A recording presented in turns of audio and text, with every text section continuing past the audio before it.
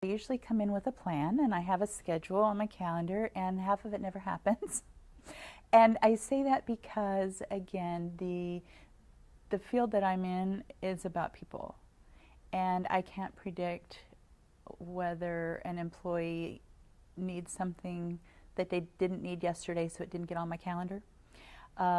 Going back to what's an important skill, flexibility. Being flexible, keeping the company's best interest at heart while blending the employee's needs.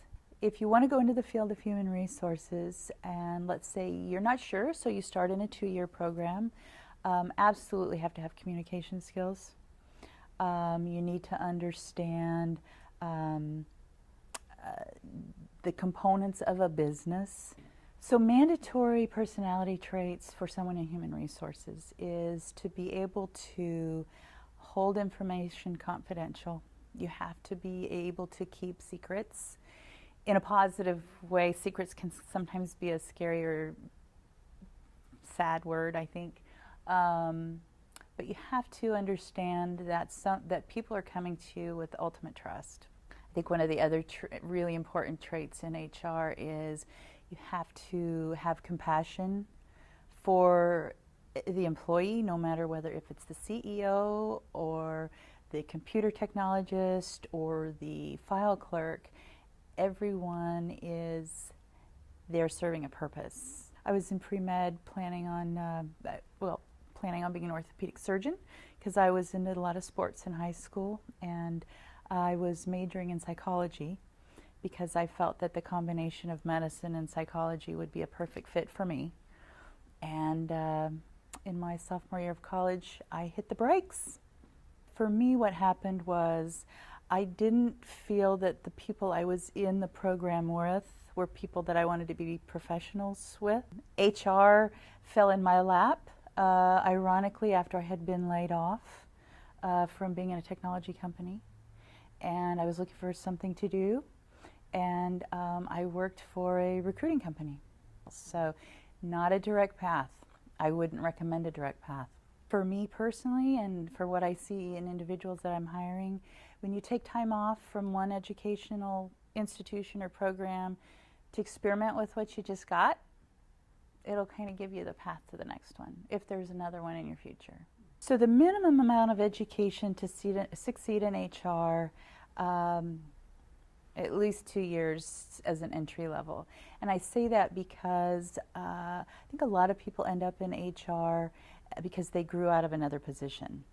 If you want to go into human resources, the first thing you have to do is become an employee.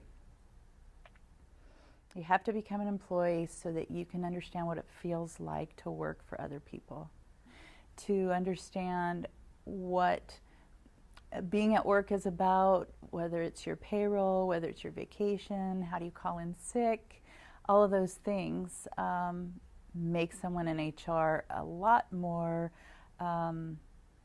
in touch. I think the most important piece of advice to give a teenager or anyone of any age who's interested in moving into human resources is decide whether you are comfortable making an impact on the people that work there. And I mean that because every day I make decisions that impact people's lives. I may hire somebody. I may give them a fresh start.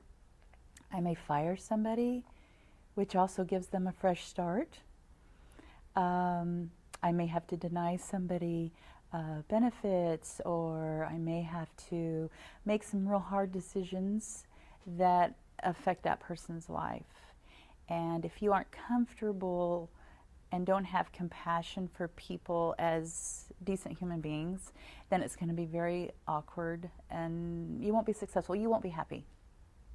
And HR is a field where, because you have such a significant impact every day, you have to wake up excited about that.